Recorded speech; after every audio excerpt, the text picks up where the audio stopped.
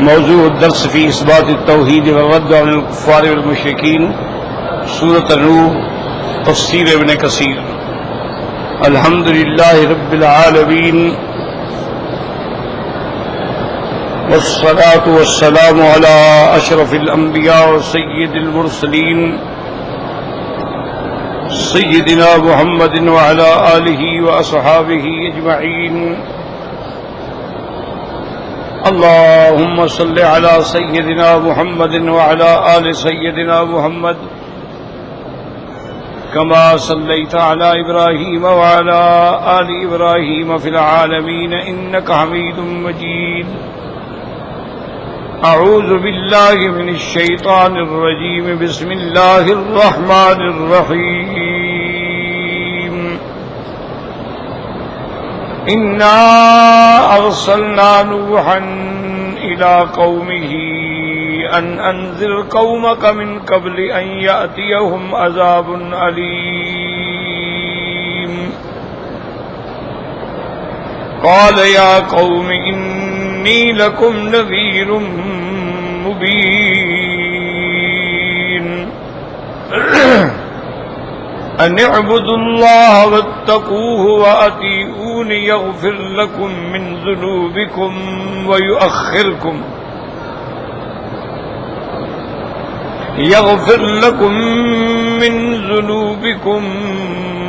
ويؤخركم إلى أجل مسمى إن أجل الله إذا جاء لا يؤخر لو كنتم تعلمون. اللہ تبارک و تعالی نے کلام مقدس کی اس سورت مبارکہ میں سورت نوح جو ہے یہ سورت مکیہ ہے، اور آپ الحمدللہ کئی دفعہ پڑھ چکے اور سن چکے ہیں کہ جو سورتیں ہجرت سے پہلے اتری ہیں وہ سب مکیہ ہیں، اور جو صورتیں ہجرت کے بعد اتری ہیں وہ سب مدنیہ ہیں، چاہے کسی جگہ اتریں. تو سورت نوح جو ہے یہ سورت مکیہ ہے، اور اس کا مرکزی مضمون اور عمود جو ہے وہ مسئلہ توحید ہے، مسئلہ الوہیت ہے اور رد علی المشرکین ہے. اس سے پہلی سورت مبارک میں جو آپ نے پڑھا تھا سورت المعارج میں اللہ تبارک و تعالی نے پورا قیامت کے احوال کا ذکر فرمایا، اور اللہ تبارک و تعالی نے اس سورت مبارکہ کو بھی اسی بات پہ ختم فرمایا تھا کہ میرے محبوب اب آپ اگر ان پر کوئی دلیل ہی اثر نہیں کرتی تو آپ ان کو چھوڑ دیں، ان کو ان کے حال پہ رہنے دیں، حتیٰ کہ وہ دن آ جائے گا جس دن کا ان کے ساتھ وعدہ کیا گیا ہے، یعنی قیامت کا دن. تو اس میں اس بات قیامت تھا اور اس میں اس بات توحید ہے سورت نوح میں. اور یہ بات اچھی طرح سمجھ لیں کہ نوح علیہ السلام جو ہیں یہ اول رسول الذی ارسل، یہ سب سے پہلے رسول. حضرت آدم علیہ السلام تو نبی ہیں لیکن رسول نہیں ہیں. اور یاد رکھیں کہ نبی اور رسول میں فرق ہوتا ہے، اور ہر رسول جو ہے وہ نبی ہوتا ہے، لیکن ہر نبی جو ہے وہ رسول نہیں ہوتا. ایک قاعدہ، رسول اس کو کہتے ہیں، آپ آسانی سے سمجھ لیں کہ جو صاحب کتاب ہے، صاحب شریعت ہے. لیکن کبھی کبھی نبی جو ہے وہ دوسرے پیغمبر کی شریعت پہ عمل پیرا ہوتا ہے، اس کے پاس مستقل شریعت یا کتاب نہیں آتی. جیسے موسیٰ علیہ السلام جو ہے وہ رسول ہے، اور ہارون علیہ السلام جو ہے وہ نبی ہے. تو ہارون علیہ السلام بھی صورت کتاب تورات پہ عمل فرماتے تھے، اور نبی جتنے ہیں ان کی صحیح تعداد کا ذکر نہ قرآن میں ہے نہ حدیث مبارک میں. اللہ نے قرآن پاک میں تقریباً 50 انبیاء کا نام لیا ہے، اور باقی انبیاء کے بارے میں اللہ نے اجمالاً فرما دیا ہے کہ میرے محبوب کچھ پیغمبر ایسے ہیں جن کا ہم نے آپ کو قصہ سنا دیا ہے، وَمِنْهُمْ مَن لَّمْ نَقْصُصْ عَلَيْكَ، اور کچھ ایسے ہیں جن کا ہم نے آپ کو قصہ نہیں بیان کیا۔ لیکن ہمارا ایمان تمام انبیاء پہ ہے، چاہے ان کا ذکر قرآن میں آیا ہے یا اجمالی طور پہ آیا ہے۔ البتہ جو سابقہ کتابیں ہیں یعنی روایات اسرائیلیہ ہیں، کتب متقدمہ ہیں، ان کی روایتوں پر اعتبار تو نہیں ہوتا۔ ایک بات یاد رکھو کہ اسرائیلی روایات جتنی ہیں لا نصدق ولا نکذب، نہ تو ہم کہہ سکتے ہیں کہ وہ سچی ہیں، نہ ہم کہہ سکتے ہیں کہ وہ جھوٹی ہیں۔ ان کا معیار یہ ہوتا ہے کہ اگر قرآن و حدیث کے مطابق ہے تو لے لو، قرآن و حدیث کے مخالف ہیں تو چھوڑ دو، یا صرف معلومات ہیں بطور تاریخ کے تو علماء اس کو نقل کر دیتے ہیں۔ تو اس لیے کتب سابقہ میں یہ آتا ہے کہ 1,24,000 پیغمبر آئے ہیں۔ اللہ اعلم، حقیقت اللہ جانتے ہیں، لیکن یہ بات جو ہے وہ حدیثوں سے ثابت ہے کہ ان میں اللہ نے 313 رسول بھیجے ہیں۔ 313 جو ہیں وہ رسول ہیں، اور یہ تو صحیح حدیثوں سے ثابت ہے۔ اچھا، اللہ کی شان دیکھیں، حضور پاک صلی اللہ علیہ وسلم نے فرمایا تھا نا کہ میرے بعد تو نبوت کا دروازہ ہی بند ہو گیا، تو آپ نے فرمایا علماء امتی کا انبیاء بنی اسرائیل۔ اب اللہ تعالیٰ میرے علماء امت سے وہ کام لیں گے جو بنو اسرائیل کے انبیاء سے لیا جاتا ہے۔ تو اس لیے ایک یعنی حکمت خداوندی ہے کہ حضور صلی اللہ علیہ وسلم جب حجۃ الوداع کے موقع پر تشریف لائے ہیں تو آپ کے ساتھ 1,24,000 صحابہ تھے۔ تو اللہ کی شان ہے کہ پیغمبر بھی 1,24,000 ہیں، اور حضور صلی اللہ علیہ وسلم کے صحابہ جو آپ کا آخری حج بھی ہے اور پہلا حج بھی ہے، وہی حجۃ الوداع ہے، کیونکہ حج فرض ہونے کے بعد رحمت دو عالم صلی اللہ علیہ وسلم نے صرف ایک حج فرمایا، وہی حج آپ کا اول ہے، وہی آخر ہے۔ تو اس میں صحابہ کی تعداد جو ہے وہ 1,24,000 ہے، اور یہ بھی اللہ کی حکمت ہے کہ رسول 313 ہیں، اور مقام بدر میں میرے مدنی پاک کے صحابہ کی تعداد بھی 313۔ یہ بھی اللہ تبارک و تعالیٰ کی شان ہے، اللہ کے فیصلے ہیں، اس میں حکمتیں ہیں۔ آمنا باللہ، ہمارے اللہ کے ہر حکم پر ہمارا ایمان ہے، یعنی کوئی نہ کوئی حکمتیں ضرور ہوتی ہیں۔ اب جب دیکھیں کہ حضور کے لاکھوں صحابہ ہیں، لیکن عظمت جو ملی ہے وہ 4 کو ملی ہے، جو خلفاء راشدین ہیں، ابی بکر ہیں، عمر ہیں، عثمان ہیں، علی ہیں، ان کے برابر کسی کا شان نہیں۔ اور ان کی افضلیت بھی اسی طرح ہے کہ پہلے ابی بکر ہیں، پھر عمر ہیں، پھر عثمان ہیں، پھر علی ہے۔ یاد رکھیں، یہ ترتیب جو ہے اسی طرح عقیدہ ہونا چاہیے، یعنی حضور کے بعد سارے صحابہ شان والے، لیکن ان میں یہ 4 صحابہ جو ہیں شان والے ہیں۔ پھر 4 میں بھی اسی طرح عظمت ہے کہ پہلا نمبر ابو بکر پہ ہے، اس کے بعد عمر ہیں، اس کے بعد عثمان ہے، پھر علی ہے رضوان اللہ تعالی علیہم اجمعین۔ اور اسی پر تمام کتب اہل سنت والجماعت کا اور علماء کا، محدثین کا، فقہا کا اتفاق۔ یہ تو بعد میں فرق باطلہ جو ہے نا جی، انہوں نے قصے کہانیاں بنائی ہیں، ورنہ تو حضرت علی رضی اللہ تعالی عنہ جو داماد نبی مصطفیٰ ہے، رابع الخلفاء ہے، اہل بیت کے سردار ہیں، اور ولایت کے سارے سرچشموں کا منبع جو ہے وہ حضرت علی ہیں، اور قضاء اور حکم اور فیصلے کرنے میں حضرت علی کا ایک نرالا شان ہے۔ لیکن جب ان سے پوچھا گیا کہ حضور کے صحابہ میں سب سے بڑا عالم کون ہے، تو آپ نے فرمایا کہ حضرت ابو بکر سب سے بڑا عالم ہے۔ تو حضرت علی رضی اللہ، بھائی آرام کرنا چھوڑیں، بس ان نے رک جانا ہے، جا کے سارے حرم میں روک آئے، ایسے کام کا کوئی ادھر اشارہ کرے، اس کو اشارہ کرے، اللہ ہدایت دے تو دے، بندے تو نہیں روک سکتے۔ انہوں نے ایسی ایک مصیبت ڈال دی ہے کہ اب ہر کیمرہ ہے، ہر موبائل ہے، اس میں سارے جہان کی برائیاں موجود ہیں اور اچھائیاں موجود ہیں۔ انا للہ و انا الیہ راجعون۔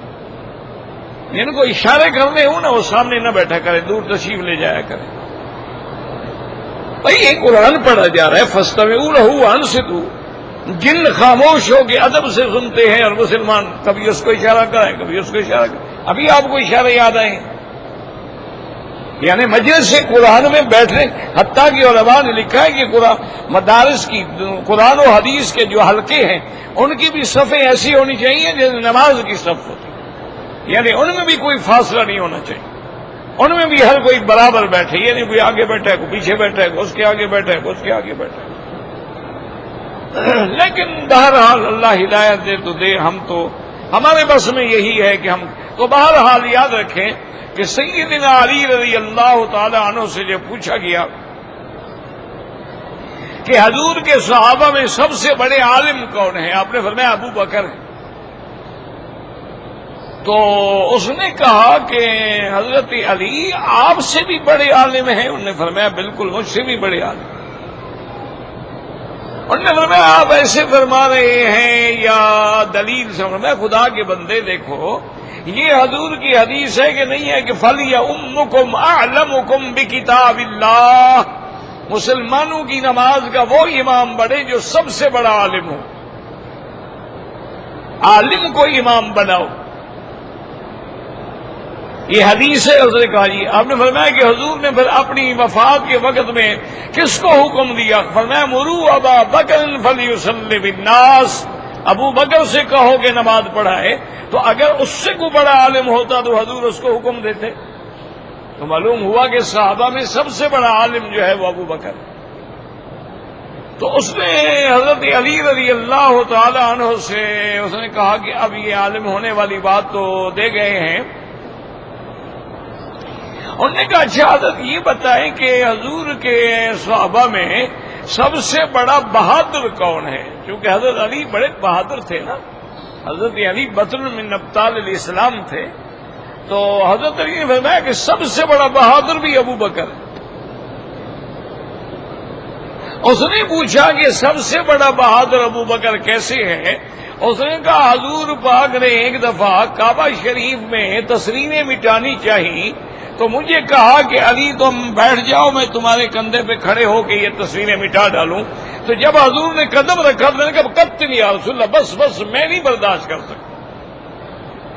انہوں نے کہا میں حضور کا ایک قدم برداشت نہیں کر سکا۔ بہادر تو وہ ہے جس نے محمد مدنی کو کندھے پہ بٹھا کے غار ثور میں پہنچا دیا ہے۔ انہوں نے کہا اس سے بڑا بہادر کون ہو سکتا؟ انہوں نے کہا سب سے بڑا بہادر جو ہے وہ بھی ابو بکر ہے۔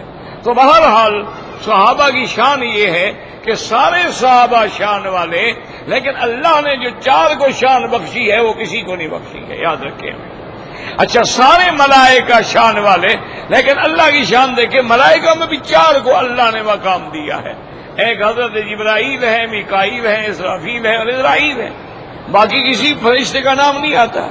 تو اللہ نے ان میں بھی چار کو چن لیا ہے، یہ اللہ کا شان ہے۔ اور اسی طرح آپ دیکھیں گے دنیا میں لاکھوں علماء پیدا ہوئے اور ہوتے رہیں گے، لیکن فقہائے امت میں بھی اللہ نے چار کو چن لیا ہے کہ ابو حنیفہ ہیں، شافعی ہیں، مالک ہیں، احمد بن حنبل ہیں رحمہم اللہ تعالی علیہم اجمعین۔ تو اس کے بعد کوئی پانچواں آدمی اس مقام پہ نہیں پہنچا۔ جتنے بڑے بڑے علماء آئے ہیں سب نے انہی کی فقہ سے لیا ہے۔ اس کی وجہ ہے، یاد رکھو، اس کی وجہ یہ ہے کہ پورے عالم میں فقہ مرتب شدہ جو ہے وہ ان چار اماموں کی ہے، اور کسی امام کی فقہ ہمیں مرتب ملتی نہیں تو عمل کیسے کریں گے؟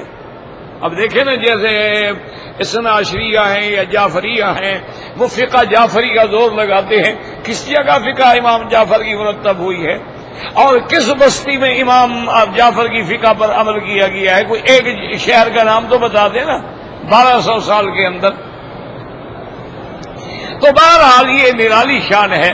تو اب یاد رکھیں، انبیاء 1,20,000، اللہ کے رسول کتنے ہیں؟ 313 ہیں۔ ان میں اولو العزم من الرسل کتنا ہے؟ وہ 5 ہیں۔ اولو العزم من الرسل، جن کی شان ان 313 میں زیادہ ہے، اولو العزم من الرسل جو ہیں وہ 5 پیغمبر ہیں، اور پھر ان 5 میں بھی تمام رسولوں سے اور نبیوں سے افضل جو ہیں وہ حضرت محمد مصطفیٰ علیہ الصلاۃ والتسلیم۔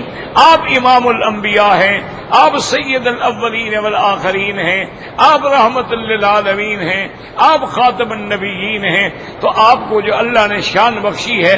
لیکن یاد رکھیں کہ سب سے پہلے رسول حضرت نوح علیہ السلام، یعنی جو شریعت لے کے آئے، جو احکام لے کے آئے، جو اوامر لے کے آئے، جو نواہی لے کے آئے، ورنہ پیغمبر تو پہلے بھی کئی گزرے ہیں، حضرت آدم علیہ السلام ہے، حضرت شیث علیہ السلام ہے، حضرت ادریس علیہ السلام ہے، لیکن وہ شریعت لے کے نہیں آئے، وہ کوئی اوامر لے کے نہیں آئے، فرائض لے کے نہیں آئے، احکام لے کے نہیں آئے، وہ سب سے پہلے حضرت نوح علیہ السلام۔ اور اسی طرح یہ بھی مسئلہ دماغ میں رکھ لیں کہ سب سے پہلے جو شرک ہوا ہے نا، اس شرک کی ابتدا جو ہے وہ بت پرستی ہے۔ سب سے ابتدا جو ہے نا شرک کی وہ بت پرستی، اور اس بتوں کا مقصد کیا ہے یاد رکھو۔ دیکھا نا، اب مکے والوں نے بھی بت بنائے ہوئے تھے، کسی کا نام حبل تھا، کسی کا نام لات تھا، کسی کا نام منات تھا، کسی کا نام عزا تھا، کسی کا نام اساف تھا، اور کسی کا نام نائلہ تھا، بت بنائے ہوئے۔ تو اصل ابتدا یہ ہوئی نوح علیہ السلام کے زمانے سے تھوڑا پہلے کہ شیطان ابلیس نے، لعین نے، یہ ملعون جو ہے نا، یہ ہر شکل بنا لیتا ہے، انسان بھی بن جاتا ہے، جانور بھی بن جاتا ہے، اچھا پھر انسانوں میں بڑے بڑے بزرگ کی شکل بنا لیتا ہے، بڑے بڑے علماء کا روپ دھار لیتا ہے۔ یہ ملعون جو ہے نا، اس کی بڑی چالیں ہیں۔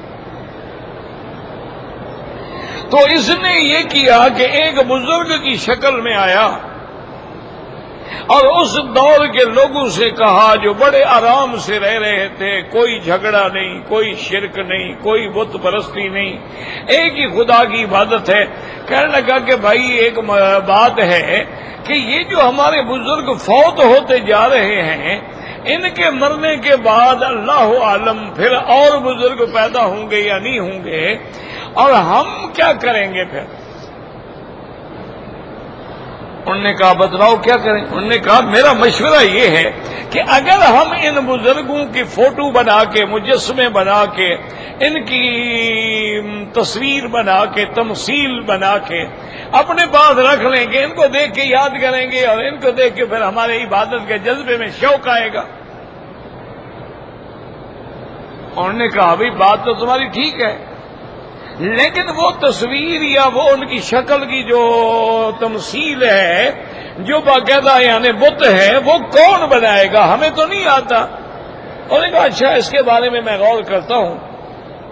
اس کے بعد اس نے ایسا کیا کہ اس دور کے جو اللہ کے اولیاء فوت ہوئے تھے، یاد رکھو یہ جتنے لوگ بتوں کی پوجا کرتے ہیں نا، آج بھی ہندو ہیں، آج بھی دنیا میں بدھ مت ہیں، آج بھی دنیا میں مذاہب ہیں، دراصل یہ پتھروں کی عبادت نہیں ہے، یہ لکڑی کی عبادت نہیں ہے، یہ سونے چاندی کی عبادت۔ دیکھیں نا، بت کہیں سونے کے ہیں، کہیں چاندی کے ہیں، کہیں پیتل کے ہیں، کہیں لوہے کے ہیں، کہیں لکڑی کے ہیں، کہیں پلاسٹک کے ہیں۔ اصل بات یہ نہیں ہے، اصل ان کے دماغ میں ہے کہ یہ جو ہے نا، یہ صالحین وہ جو اللہ والے چلے گئے نا، ان کی شکل ہے، اور یہ فرشتوں کی شکل ہے، اور یہ جو ہے یہ ان سیارات اور کواکب سبع کی شکل ہے جن کے ہاتھ میں اللہ نے نظام عالم دیا ہوا ہے۔ یہ ان کی شکلیں بنا کے اصل ان کی عبادت ہوتی ہے، مطلب مٹی کی عبادت کرنے سے، یا سونے کی عبادت کرنے سے، یا پتھر کی عبادت کرنے سے، یا لکڑی کی عبادت کرنے سے وہ پاگل تو نہیں ہو گئے نا؟ پھر ان کے ہاتھ کیوں بناتے ہیں، آنکھیں کیوں بناتے ہیں، سر کیوں بناتے ہیں، پاؤں کیوں بناتے ہیں؟ اچھا کبھی کبھی دو ہاتھ بنا دیتے ہیں، چار سر بنا دیتے ہیں۔ وہ ان کے تصور میں ہے کہ عقرب جو ہے، سرطان جو ہے، اس کی شکل یہ ہے، اس تصور میں آ کے وہ عبادت کرتے ہیں۔ تو حضرت نوح علیہ السلام کے زمانے کی ابتدا میں اس شیطان نے ان کو بھی بت بنا کے دے دیے، بڑے بڑے بزرگ جو فوت ہوئے۔ اسی لیے بزرگوں نے لکھا ہے کہ ابلیس لعین جو ہے نا، اللہ اس پہ کروڑوں لعنتیں کرے، انہوں نے کہا یہ اللہ والوں کو، علماء کو، اولیاء کو، صالحین کو زندگی میں بھی چین نہیں لینے دیتا، مرنے کے بعد بھی نہیں لینے دیتا۔ زندگی میں یہ کہے گا یہ وہابی ہے، یہ ایسا ہے، یہ ایسا ہے، یہ ایسا ہے، یہ منکر اہل بیت ہے، یہ منکر صحابہ لڑائے گا، اور جب وہ اللہ والے فوت ہو جائیں گے انہی کی قبروں پہ سجدے کروائے گا تاکہ مرنے کے بعد بھی چین نہ ملے۔ زندگی میں پتھر مرواتا ہے اور مرنے کے بعد قبریں پجواتا ہے۔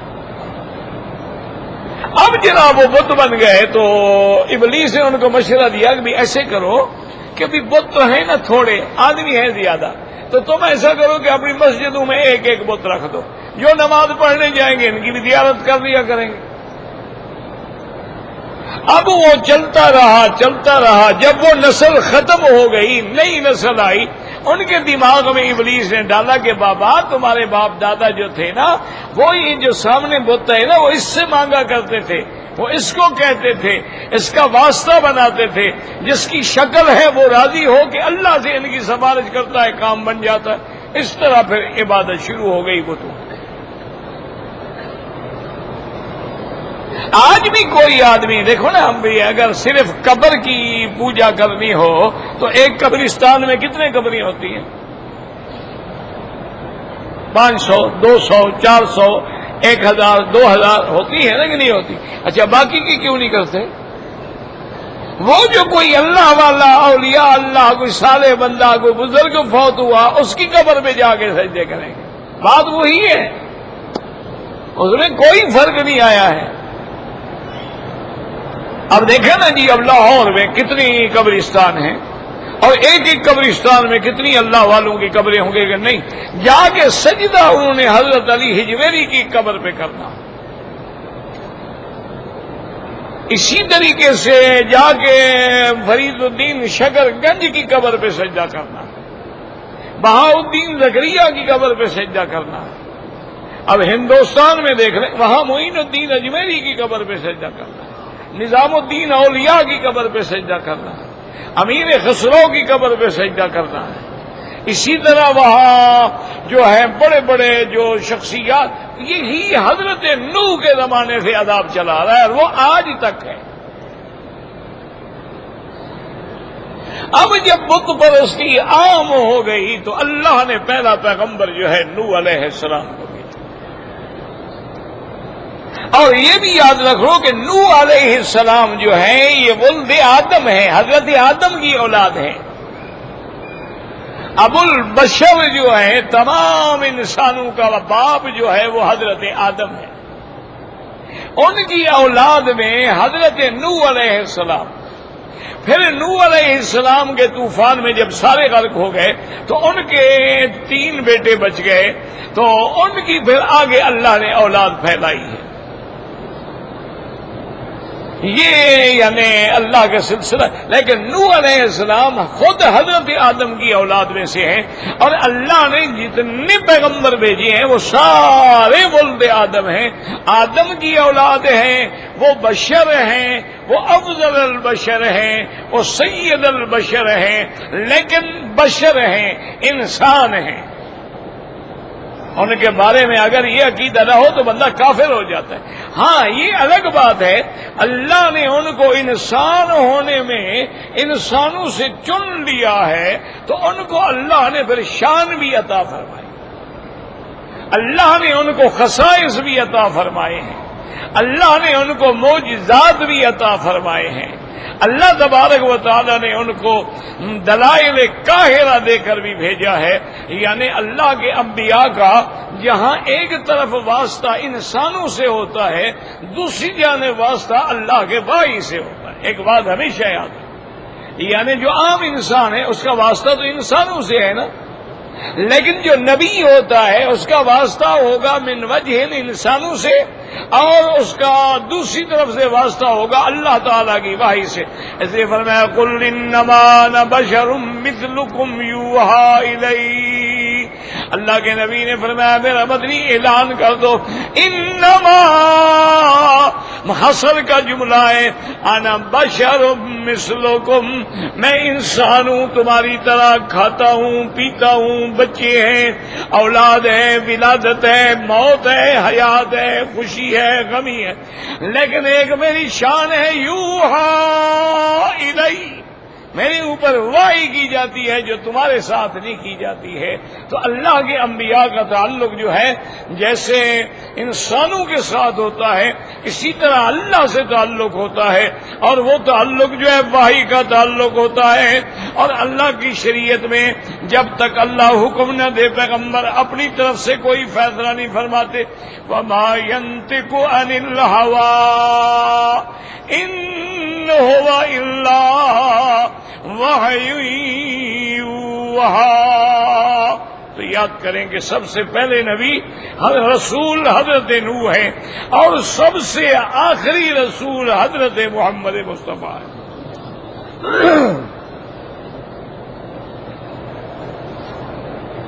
اچھا، اسی میں آپ یہ بھی دیکھ لیں شان خداوندی کہ ابتدائی شریعت جو ہے وہ بھی رسول سے ہے، اور انتہائی شریعت جو ہے وہ بھی رسول پہ ہے.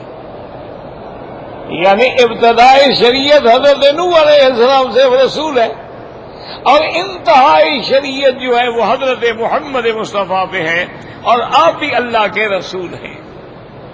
حضرت نوح علیہ السلام اول ہیں، اور میرے مدنی محبوب رحمت دو عالم جو ہے وہ آخر ہیں. حضرت نوح علیہ السلام کو جب اللہ نے شریعت دے کے بھیجی، اس زمانے میں اعمار جو ہے نا جی وہ بڑی طویل عمریں ہوتی تھی، یعنی انسانوں کی عمر 2,000 سال بھی ہوتی تھی، اور بعض لوگوں کی عمر 1000 سال ہوتی تھی. پھر آہستہ آہستہ آہستہ کم ہوتی گئی. اب حضور کی امت میں اکثر جو ہے وہ 60 اور 70 کے درمیان ہوتی ہے. تھوڑے لوگ ہیں جو 70 سے اوپر چلے جاتے ہیں، 80 پہ پہنچ گئے، 90 پہ پہنچ گئے، بعض لوگ 100 پہ بھی پہنچ جاتے ہیں، لیکن قلیل، وہ تھوڑے ہو. اب نوح علیہ السلام جو ہیں اس میں بھی ایک بہت بڑا مغالطہ ہے. بہت سارے میرے دوستوں کے دماغ میں یہ خیال ہوتا ہے کہ حضرت نوح علیہ السلام کی عمر جو ہے وہ 950 سال ہے، کیونکہ قرآن میں آیا نا الف سنۃ الا 50 عاما، 1000 مگر 50 کم، تو کتنا ہو گئی 1.5. تو اس آیت کی بنا پہ لوگ یہ سمجھتے ہیں کہ نوح علیہ السلام کی عمر جو ہے وہ 950 سال ہے. یہ بالکل غلط بات ہے. 950 سال آپ کی عمر دعوت ہے، یعنی 950 سال آپ نے اللہ کی توحید کی دعوت دی ہے. آپ کی عمر 950 سال نہیں، آپ کی عمر تو 1050 سال ہے. حضرت نوح علیہ السلام کی عمر جو ہے وہ 1050 سال ہے. کیوں؟ 40 سال کے بعد تو نبوت ملی، پھر آپ نے 950 سال تبلیغ کی، اور تبلیغ کے بعد جو ہے قوم پہ طوفان آیا، پھر حضرت زندہ رہے 60 سال. اس لیے یاد رکھیں کہ آپ کی عمر جو ہے وہ 1050 سال، لیکن 950 سال جو ہے وہ مدت دعوت ہے کہ اتنا عرصہ آپ نے اللہ کی توحید کی دعوت دی. اسی طرح موٹی موٹی باتیں یاد رکھ لیں کہ حضرت نوح علیہ السلام سے لے کر رحمت دو عالم حضرت محمد مصطفیٰ صلی اللہ علیہ وسلم جو ہیں، جتنے رسول آئے ہیں، نبی آئے ہیں، سب کا اصول دین جو ہے وہ ایک ہے، اس میں کوئی جھگڑا نہیں۔ ایک بات ہمیشہ یاد رکھیں، ان میں کوئی اختلاف نہیں، یعنی جو دین اصول ہیں وہ حضرت نوح کے بھی وہی ہیں، حضور محمد مصطفیٰ کے بھی وہی، اور وہ اصول کیا ہے؟ وہ تین ہے، یاد رکھو۔ اس کو علماء الاصول الثلاثہ بھی کہتے ہیں، الایمان بالثلاثیات بھی کہتے ہیں، اساس دین بھی کہتے ہیں۔ وہ تین کیا ہے؟ سب سے پہلے مسئلہ توحید، وہ سب انبیاء کے نزدیک ایک ہے۔ نمبر دو مسئلہ نبوت اور رسالت، نمبر تین مسئلہ معاد یعنی قیامت۔ یہ تین اصول ہیں، ان میں کوئی اختلاف نہیں، ہر پیغمبر نے یہی بات کی۔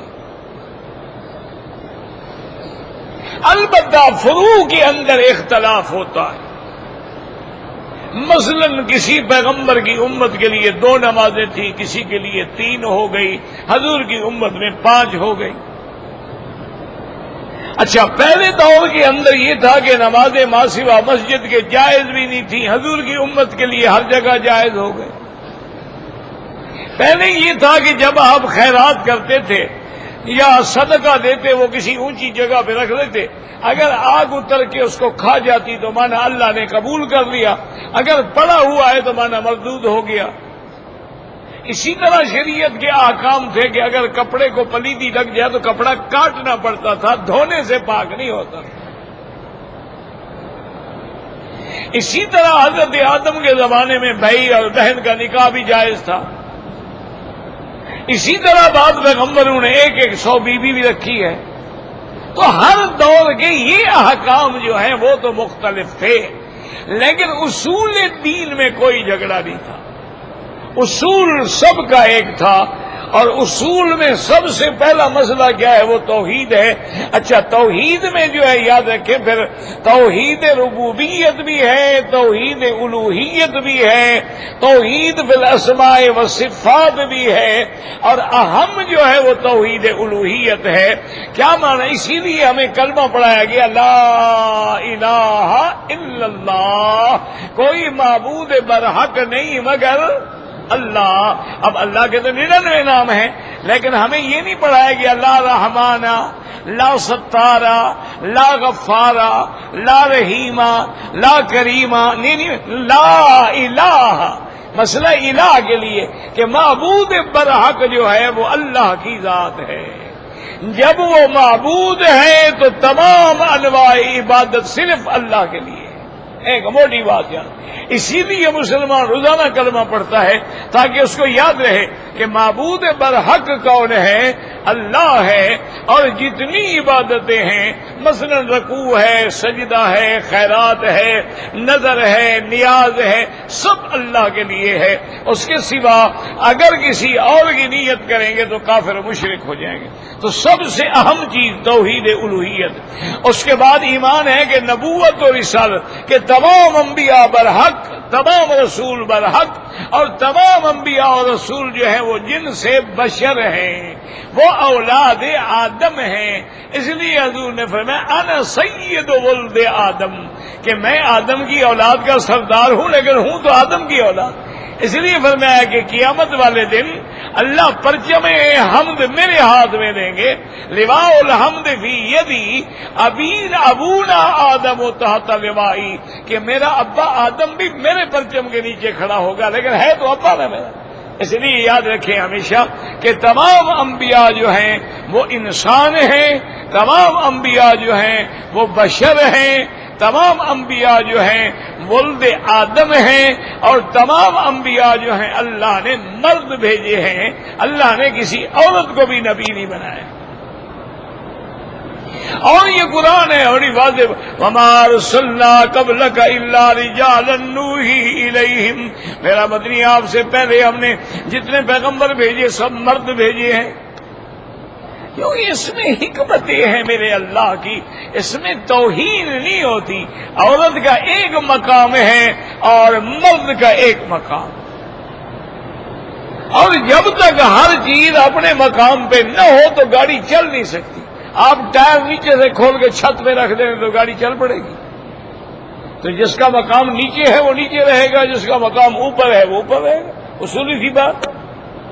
اچھا، اسی طرح اب جناب آپ دیکھ لیں کہ جب نوح علیہ السلام آتے ہیں تو انہوں نے قوم کو سب سے پہلے جو ہے کیا فرمایا ہے؟ 3 چیزوں کا حکم دیا ہے. یاد رکھیں قرآن پاک میں جو آج کا سبق ہم نے پڑھا ہے. فرمایا انا ارسلنا نوحا الی قومہ،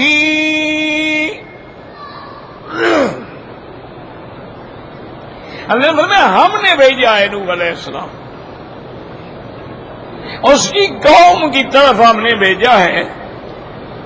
اور ان کی ذمہ داری کیا تھی؟ انذر قومک من قبل ان یأتیہم عذاب علیم. اللہ نے حکم دیا میرے پیغمبر اپنی قوم کو ڈرائیں، ان کو ہدایت کریں، سمجھائیں، ایسا نہ ہو کہ عذاب دردناک آ جائے. کیوں؟ وہ جو کام کر رہے ہیں، وہ جو شرک کر رہے ہیں، وہ جو کفر کر رہے ہیں، اس کا نتیجہ یہی ہے کہ عذاب آئے گا. تو عذاب آنے سے پہلے آپ ان کو ڈرائیں، وہ اللہ سے ڈریں، اللہ کے رسول پہ ایمان لائیں، شرک چھوڑ دیں اور تمام منکرات سے باز آ جائیں. انذر قومک من قبل ان یأتیہم عذاب علیم. اور اسی طرح دیکھیں یہ اول رسول ہے اور آخری رسول کو اللہ نے کیا حکم دیا؟ فرمایا یا ایھا المدثر قم فانذر، اور کبھی فرمایا وانذر عشیرتک الاقربین، کیونکہ رسولوں کا وظیفہ یہی ہوتا ہے. انذر قومک من قبل ان یأتیہم عذاب علیم. قال یا قوم انی لکم نذیر مبین. تو نوح علیہ السلام نے اپنی قوم سے کہا اے میری قوم میں تمہیں کھلا ڈرانے والا ہوں اللہ کے عذاب سے. اللہ کے نبی ڈراتے بھی ہیں اور مبشر بھی ہوتے ہیں، مبشرین و منذرین. لیکن یہاں چونکہ ڈرانے کا کام تھا اس لیے اللہ نے انذار کو مقدم کیا. اب 3 چیزوں کا پیغمبر نے حکم دیا. اللہ کے رسول حضرت ان اعبدوا اللہ واتقوہ واطیعون. پہلا حکم کیا؟ ان اعبدوا اللہ، کس کی عبادت کرو؟ بس یہی مسئلہ ہے سارا کہ اپنی عبادت جو ہے وہ خالص اللہ کے لیے. اب دعا کیا ہے؟ عبادت ہے. جب غیر سے مانگو گے شرک ہو جائے. سجدہ جو ہے عبادت ہے. اگر قبر پہ کرو گے یا کسی زندہ مردہ شخص کو کرو گے شرک ہو جائے. اب یہ کہنا کہ نہیں جناب وہ تو تعظیم ہے اور یہ جو ہے عبادت ہے، یہ محض جاہلانہ تقسیم ہے. یہ تقسیم تمہیں سمجھ آئی ہے، صحابہ کو بھی نہیں آئی، تابعین کو بھی نہیں آئی، محدثین کو بھی نہیں آئی، فقہا کو بھی نہیں آئی.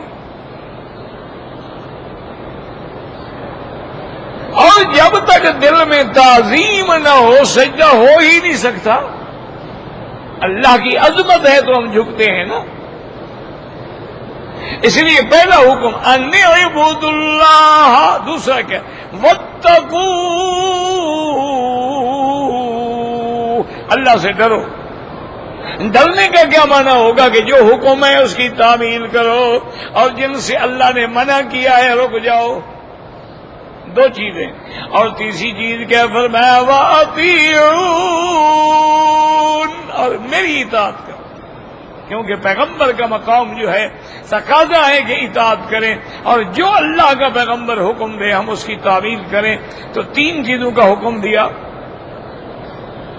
اور آگے فرمایا یغفر لکم من ذنوبکم، اللہ تبارک و تعالیٰ تمہارے بعض گناہ من ہے، من تبعیض کے لیے ہوتا ہے، لیکن بعض علماء فرماتی ہیں کہ یہاں من زائدہ ہے، معنی یہ ہے یغفر لکم ذنوبکم، اللہ تمہارے سارے گناہ معاف کر دے۔ اور بعض علماء نے فرمایا من ان کی جگہ ہے یغفر لکم ان ذنوبکم، اور بعض علماء فرماتی ہیں کہ نہیں، من اپنے مقام پہ تبعیضیہ ہے، یعنی اللہ تمہارے بعض گناہ، چونکہ بعض گناہ ایسے ہیں جو اللہ توبہ سے بھی معاف نہیں کرتے، اسلام لانے سے بھی معاف نہیں ہوتے، کسی کا قرضہ دینا ہے، حقوق العباد ہے، وہ کیسے معاف ہوں گے؟ وہ تو ادا کریں گے تو معاف ہوں گے۔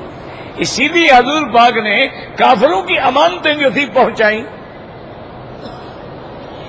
وَيُؤَخِّرْكُمْ إِلَىٰ أَجَلٍ مُّسَمًّى، اور اللہ تمہیں ایک وقت تک مہلت دے دیں گے، تم پر عذاب نہیں آئے گا، اللہ تبارک و تعالیٰ عذاب نہیں بھیجیں گے۔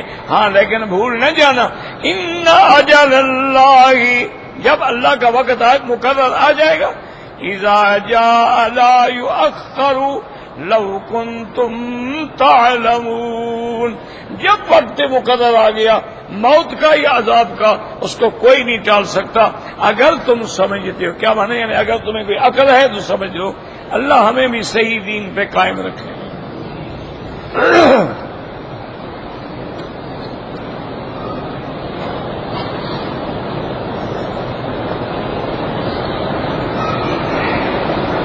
کہتے ہیں جی کہ خاوند کے مرنے کے بعد 2 مہینے کے اندر جو ہے بچہ پیدا ہو گیا تو مدت عدت جو ہے ختم ہو گئی۔ عدت ہوتی ہے 4 مہینے 10 دن، لیکن اگر حاملہ ہے تو وضع حمل جو ہے خلاص عدت ختم۔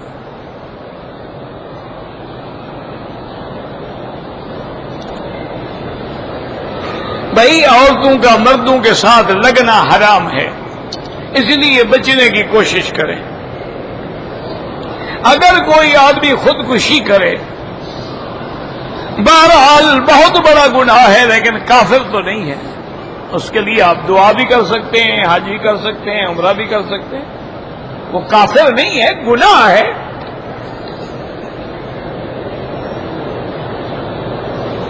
اللہ تبارک و تعالی ہر کلمے پڑھنے والے کو جو فوت ہو گئے ہیں ان کو جنت عطا فرما، اور جو زندہ ہیں ہدایت عطا فرما۔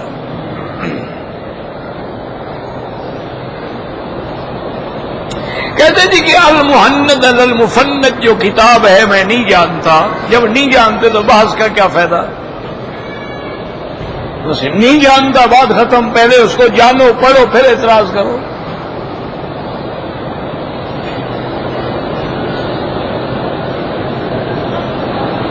ابو جہل نے کنواں کھودا تھا حضور کے گرنے کے لیے، بالکل غلط بات ہے، کوئی کنواں شواں نہیں کھودا تھا۔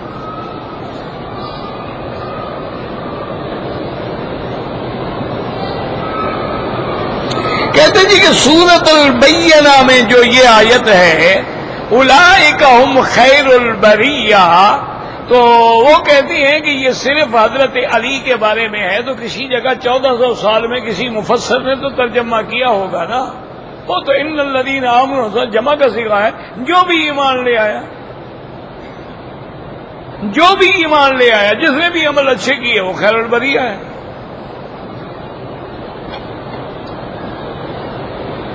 شعبان کا مہینہ جو ہے حضور اس میں بہت زیادہ روزے رکھتے تھے، حتیٰ کہ بی بی عائشہ فرماتی ہیں کہ ہمارے جو سال کے روزے قضا ہوتے تھے ہم اسی مہینے میں قضا کرتے تھے، اس لیے کہ حضور زیادہ روزے رکھتے تھے تو ہمیں فکر نہیں ہوتی تھی، ورنہ تو حضور کی وجہ سے ہم نفلی روزہ نہیں رکھ سکتے۔ ہو سکتا ہے کبھی حضور کا خیال ہو، عورت جو ہے وہ نفلی روزہ نہیں رکھ سکتی جب تک کہ خاوند اجازت نہ دے، تو اس مہینے میں حضور کہتی اتنے روزے رکھتے تھے حتیٰ کہ ایک روایت میں آ جاتا ہے کہ انما صام الشہر کلہ، گویا کہ حضور نے پورا شعبان رکھ لیا۔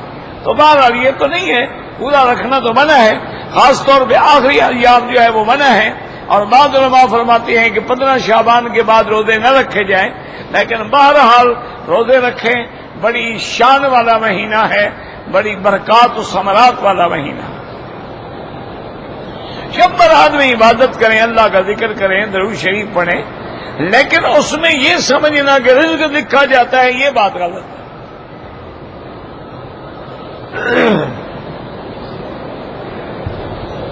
اللہ تعالیٰ کو آپ کہہ کے پکارے یا تم ادب کے ساتھ جو لفظ ہو، جو لفظ ادب والا ہو وہ اللہ کے لیے۔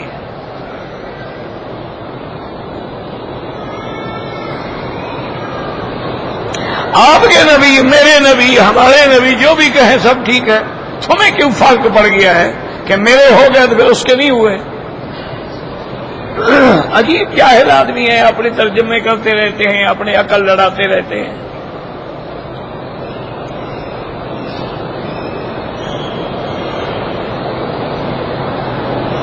کہتے ہیں جی کہ یہاں لوگوں نے، حکومت نے عقل مہر کے لیے 20,000 مقرر کی، غلط بات ہے، کوئی مقرر نہیں۔ لوگ 1,00,000 بھی دیتے ہیں، 1,000 بھی دیتے ہیں، 5 ریال بھی دیتے ہیں۔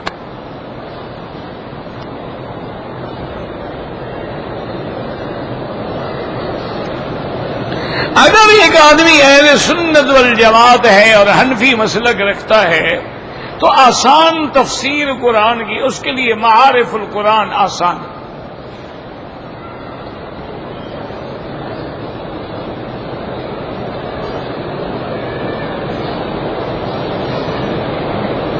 کہتے جی کہ میں حج بھی کرتا ہوں، عمرے بھی کرتا ہوں، نماز بھی پڑھتا ہوں، لیکن گانا بجانا میری روح کی غذا ہے، تو پھر اس ساری عبادت کا کوئی فائدہ نہیں۔ یعنی گانے بجانے یا موسیقی کو روح کی غذا سمجھنا کفر ہے۔ جب بندہ کافر ہو گیا، عمرے کس کام کے؟ اللہ کا قرآن سے روح کی غذا نہیں بنی، شیطان کا کلام روح کی غذا بن گیا۔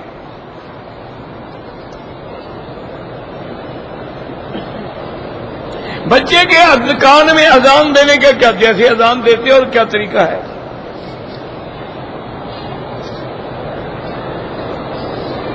کسی مرد کا نام اگر حبیب رکھا جائے، جائز ہے؟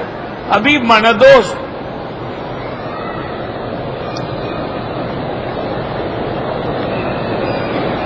میں نے اپنی لڑکی کا نام عینان تجریان، بالکل غلط ہے۔ یعنی آپ کی لڑکی 2 نہریں ہیں بہنے والی؟ کیا جاہلوں والے باتیں ہیں۔ یہ نئے نام ڈھونڈ رہے ہیں نا جی، ایسا نام ہو جو پہلے کسی لڑکی کا نہ ہو۔ تو خدا کا خوف کرو، عینان مانا نہریں، تجریان مانا بہنے والی، تو تیری لڑکی جو ہے وہ نعوذ باللہ 2 نہریں ہیں بہنے والی۔ خدا کا خوف کرو۔ یعنی تمہیں نہ حضور کی بیٹیوں کے نام پسند ہیں، نہ صحابیات کے نام پسند ہیں، نہ اہل بیت کے نام پسند ہیں، تم نے خود نئے نئے نام ڈھونڈنے ہیں۔ اچھا جی الف سے نام ہو، کوئی کہتا ہے نہیں جی بے سے نام ہو، کوئی کہتا ہے نہیں جناب میرا تو، میں نے تو ساری سیریل بنائی ہے، سین سے نام ہونے چاہیے سارے۔ انا للہ و انا الیہ راجعون۔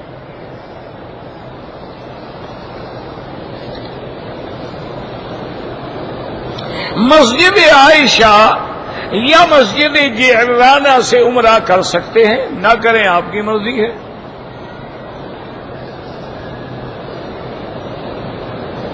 دم کے پیسے نہیں ہیں، روزے رکھ لے۔ روزے یہاں رکھے تو افضل ہے، ورنہ پاکستان میں بھی رکھ سکتا ہے، 10 روزے رکھے، یا پاکستان سے بکری کی قیمت یہاں بھیج کے کسی کو وکیل بنا کے بعد میں ذبح کرا دے، وہ بھی جائز ہے۔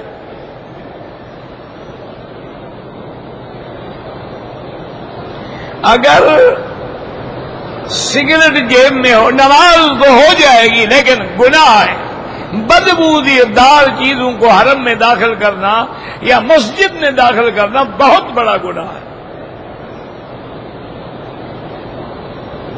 مغرب کی اذان کے بعد 2 رکعت نفل جو ہیں وہ امام شافعی اور امام احمد ابن حنبل رحمہ اللہ کے نزدیک تو جائز ہیں، لیکن امام ابو حنیفہ فرماتے ہیں کہ عصر کے بعد، اذان مغرب کے بعد بھی پہلے فرض نماز پڑھو، پھر جتنا مرضی ہے نفل پڑھتے رہو۔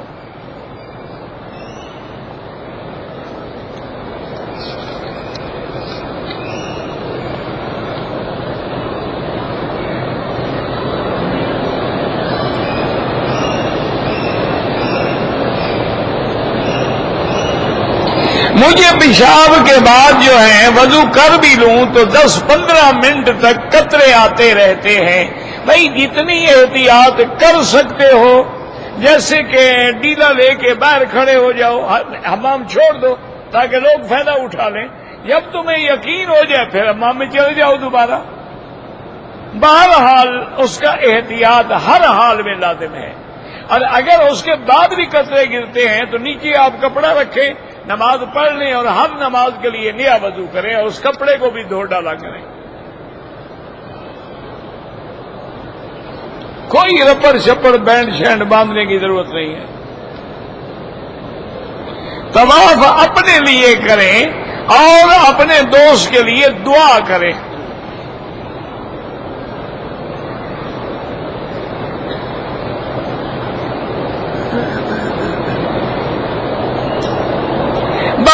کہتے ہیں جی بہت سارے مسلمان تاجر مسلمانوں کا گلا کاٹتے ہیں، پیسے کماتے ہیں، پھر عمرے کرتے ہیں. تو اللہ جانتے ہیں نا حرام کے پیسے سے عمرہ قبول ہوتا ہی نہیں، نہ حج قبول ہوتا ہے نہ عمرہ.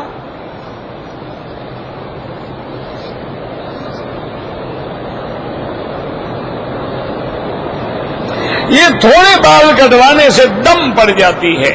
افضل یہ ہے کہ اس طرح پھروائیں، ورنہ جتنے بال ہیں اس کا چوتھا حصہ، مثلا اتنے لمبے بال ہیں تو چوتھا حصہ سارے سر کے بال کٹیں.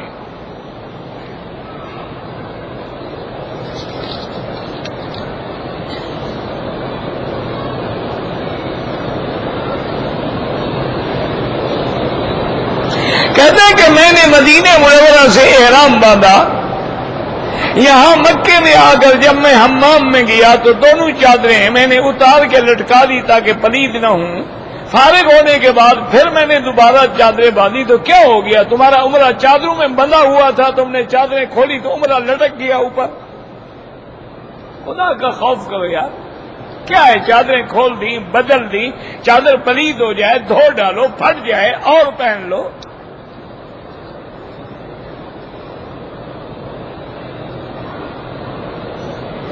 اگر ہم نے مدینے سے بھی عمرہ کر لیا ہے اور اپنے ملک سے بھی عمرہ کر لیا، افضل یہ ہے کہ طواف زیادہ کرو. لیکن اگر عمرہ کرنا چاہتے ہو تو پھر مسجد عائشہ یا جیرانہ سے کرنا ہوگا. سبحان اللہ والحمدللہ ولا الہ الا اللہ. اچھا 75 دفعہ پوری کر لیں بس ایک رکعت میں.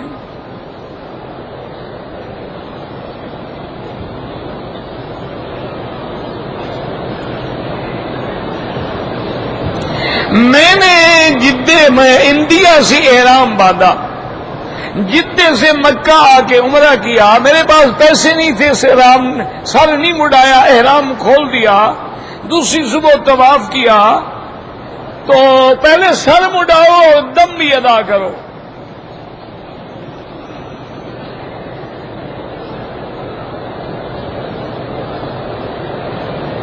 اگر کسی کو پیشاب کی اتنی تکلیف ہے کہ پیشاب بہہ جانے کا خطرہ ہوتا ہے، نالی لگا سکتے ہیں، پلاسٹک کی تھیلی بالکل لگا سکتے ہیں.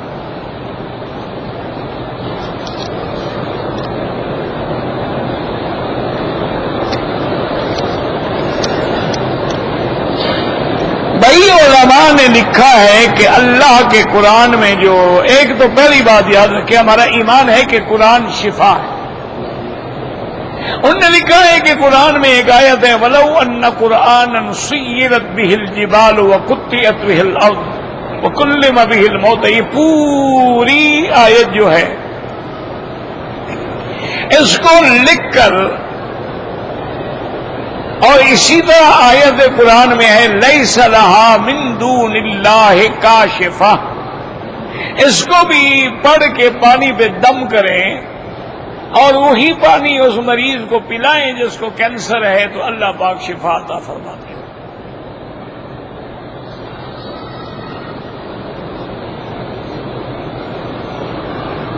کہتے جی کہ ہمارے ملک میں حیات اور ممات کا بڑا جھگڑا ہے، دعا کریں اللہ دونوں کو ہدایت دے. بڑی بدقسمتی ہے کہ دونوں پٹڑی سے اتر گئے ہیں، ماننے والے بھی پٹڑی سے اتر گئے اور انکار کرنے والے بھی اتر گئے. انا للہ و انا الیہ راجعون. اور حالانکہ یہ وہ مسئلہ ہے جس سے ہمیں نہیں پوچھا جائے گا قیامت میں، نہ قبر میں نہ حشر میں، پھر لڑائی کا کیا معنی؟ بہرحال ایسے جھگڑوں سے بچیں، اپنے آپ کو بچائیں۔ ضد میں آ کر کبھی زبان سے ایسے کلمے نکل جاتے ہیں جس میں انبیاء کی شان میں توہین اور تنقیص کا پہلو نکلتا ہے، آدمی کا ایمان ختم ہو جاتا ہے۔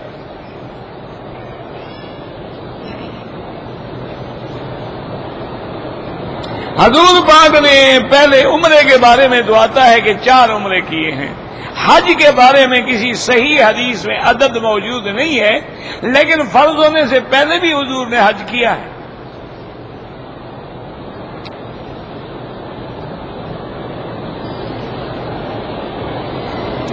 اگر ہم کھاد ادھار دیتے ہیں، 15% زیادہ لیتے ہیں، بالکل جائز ہے۔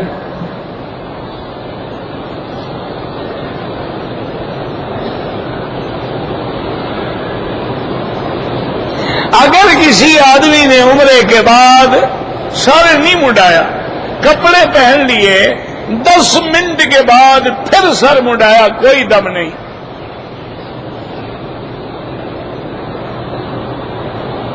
احرام کی حالت میں اگر کسی نے نسوار رکھ لی ہے، عمرہ تو نہیں ٹوٹتا لیکن گناہ ہے، استغفار کرو۔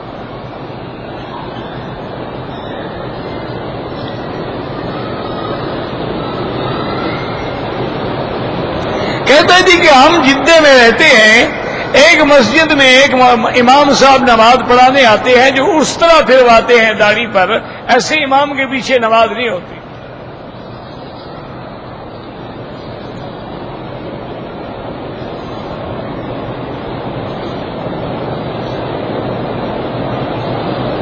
کہتے جی کہ سویڈن کے علاقے میں آج کل جو دن ہوگا وہ 22 گھنٹے کا ہوگا، اور رات جو ہے وہ صرف 2 گھنٹے کی ہوگی، ان کو 22 گھنٹے کا روزہ رکھنا ہوگا۔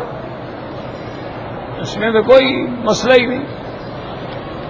دیکھو نا، اگر اب تکلیف ہوگی تو پھر الٹ بھی تو ہوتا ہے نا، اب دن بڑے ہیں پھر راتیں بھی تو بڑی ہو جائیں گی، دن بھی 2 گھنٹے کا ہو جائے گا، پھر وہ مزے بھی تو کریں گے نا۔ یہ تو ہوتا رہتا ہے، کوئی مسئلہ۔ اچھا وہ ملک ٹھنڈے ہیں، 22 گھنٹے میں بھی آدمی کو پیاس بھی آتی لگتی ہے، البتہ بھوک لگتی ہے۔ تو بہرحال روزے کا معنی یہی ہے کہ کوئی ہمیں تکلیف ہو۔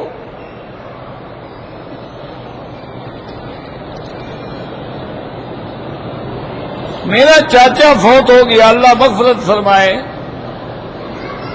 مقام ابراہیم کے پتھر پہ سیدنا ابراہیم الخلیل نے کھڑے ہو کے کعبے کی عمارت بنائی تھی۔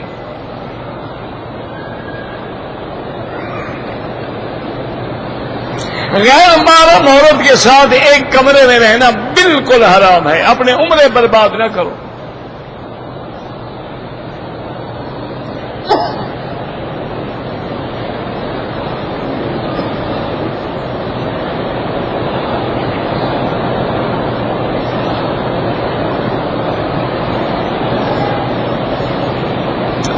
بہرحال ایک آدمی نے وہ بیوی سے غصے میں ہو گیا اور کہا خدا کی قسم تمہارے ساتھ بات نہیں کروں گا، وہ ایسی قسم توڑ دو، 10 مسکینوں کو کھانا کھلاؤ، بات کیا کرو، سفر میں بیچاری کہاں جائے۔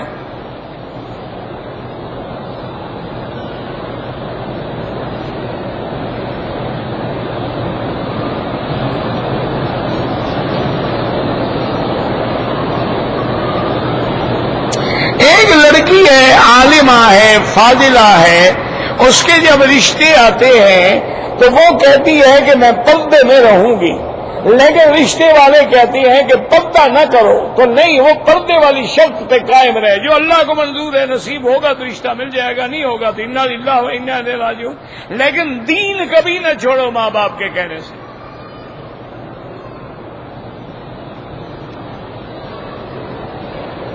عورت کے لیے پردہ ہر حال میں اللہ کے قرآن میں حکم ہے، قل للمؤمنات یغضضن من ابصارهن وقرن فی بیوتکن اذا سألتموهن فاسألوهن من وراء حجاب، یہ تو قرآن کا حکم ہے۔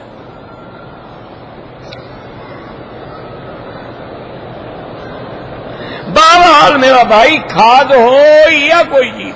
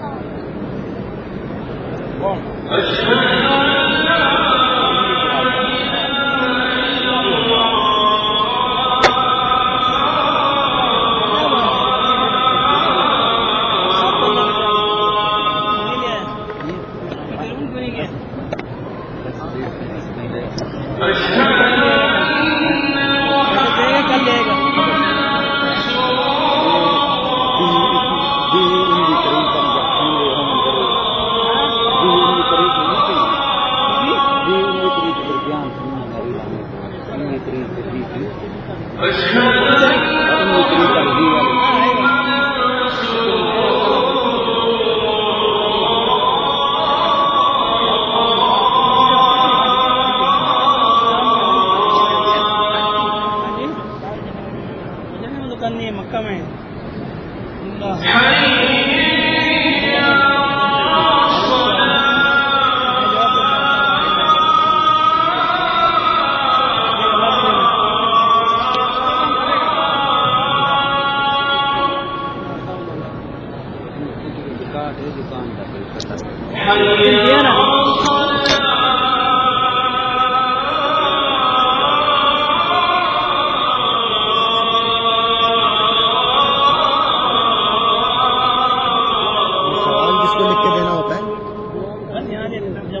जी